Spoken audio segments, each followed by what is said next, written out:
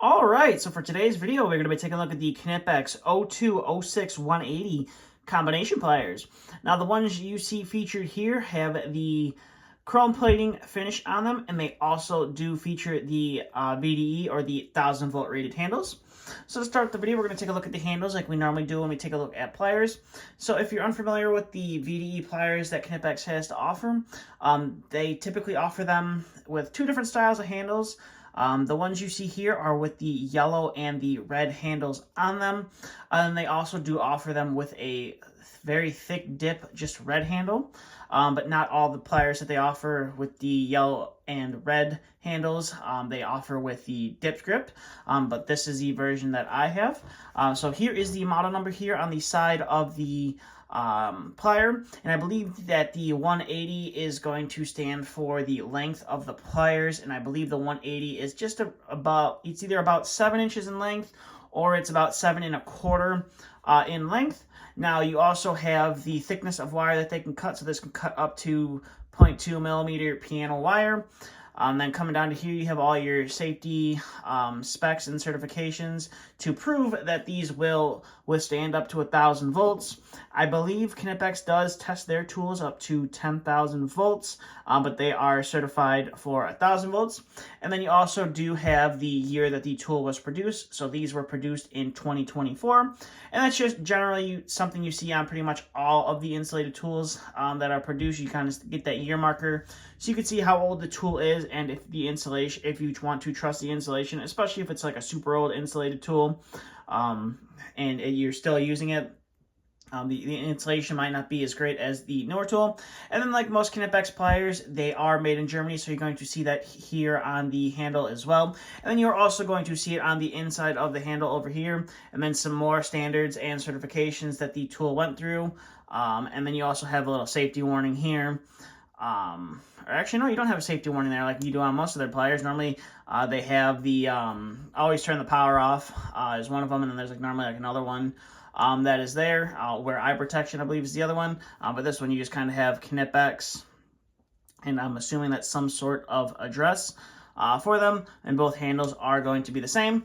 Now, like I said, these are the chrome-plated version of these pliers. I'm not 100% sure if they offer these in just the standard black oxide or black anodized finish. I've only been able to find them in the chrome plating, so that's why I decided to get them. And then flipping them over to the back, you got the barcode, which I believe somebody told me that is for use over in Europe. That is kind of how they scan these tools, because I guess they're meant to be sold without any packaging over there. So that's kind of how they ring them up into the system, which is kind of pretty cool. Definitely not something you would see here in the States. And then coming to the business end of the pliers, you got these little nubs here that kind of protect your hands. It's kind of like the stopping point, like, hey, you don't want to put your hands anywhere above these, otherwise you're risking being shocked or getting electrocuted.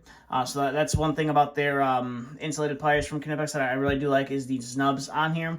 And I also just like, I feel like the VDE handles, or the insulated handles, whatever you want to call them, are just a lot more comfortable than just like the standard comfort grip handles, and it's definitely a lot more comfortable than the just the standard dip handles, especially if you're using the tool for an extended period of time. And then coming to the business end of the tool, you got the Knipex name, which is a part of the forging on the plier. You have a fairly large size rivet that is pretty close to the cutting knives, which is nice. Going to make it somewhat easier to cut through some material. Now, only being a 7-inch long tool, you're not going to have the leverage you'd have with like a 9-inch pair of combination pliers, an 8-inch pair of combination pliers, or like a 9-inch pair of linesman pliers. So this tool is going to have its limitations. Just that's something you got to keep in mind. And then you have a fairly large cutting knife, and then you have these teeth here, which are for if you needed to grip like a bolt or a fastener and you wanted to kind of hold it while you were tightening one of the two down into it. And then you do have some small teeth here. That's the one thing I don't like about combination pliers, is the teeth on them. They're all parallel. I kind of like, well, I'm just used to using like lineman pliers where the teeth are all cross-hatched, so you have a little bit more gripping force. I found with pliers that have just the parallel teeth on them, they do tend to slip a lot easier. but that's just from my use. Now, flipping the tool over to the back, nothing too crazy here on the back. There's nothing laser etched, no model number or anything laser etched onto the surface, and you're generally not going to see that with a pair of chrome plated pliers, and that is because with chrome plating, if you're unfamiliar with like chrome plated tools and things like that, but they generally have to sharpen the cutting knives before they do the chrome plating, only because they don't want to chrome plate the tool and then decide to sharpen the cutting knives on there, which pretty much defeats the whole purpose of the chrome plating. Now, the whole purpose of the chrome plating on a pair of pliers is just to kind of make it a little bit more resistant to rust. It's obviously not going to fully protect it from rusting out eventually, but it's just kind of more of kind of prolongs the process, whereas like black anodized, you leave it out in the rain once and you don't clean the tool off.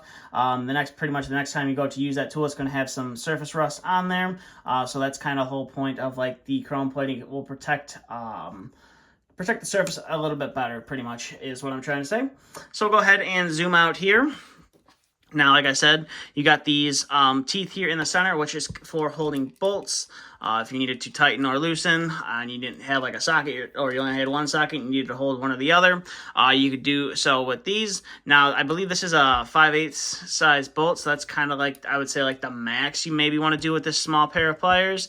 Because as you see, you kind of only got there on the top where those teeth are kind of biting down on that bolt.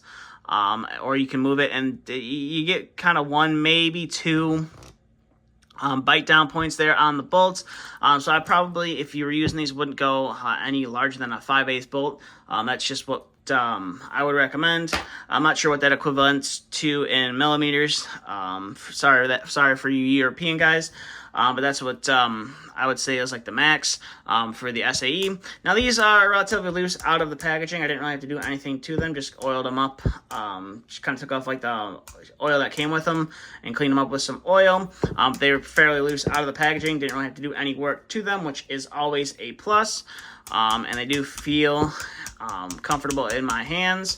So now let's bring in some wire and see how well these cutting knives work. So we're going to start off with some 18 stranded, and it cuts through that 18 stranded like butter, which is nice. So we'll go ahead and throw that off to the side, and we'll bring in a very common wire that I work with on a relatively regular basis. Is going to be 12 gauge stranded wire.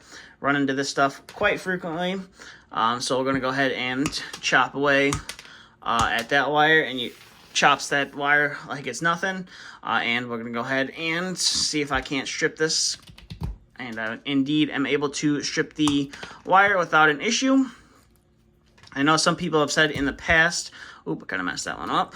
I know some people have said in the past that the chrome plating makes it a little bit harder to cut and like strip the pliers, and I have noticed that. As you saw, I kind of struggled there up against just a normal black anodized or black oxide finish on a pair of pliers.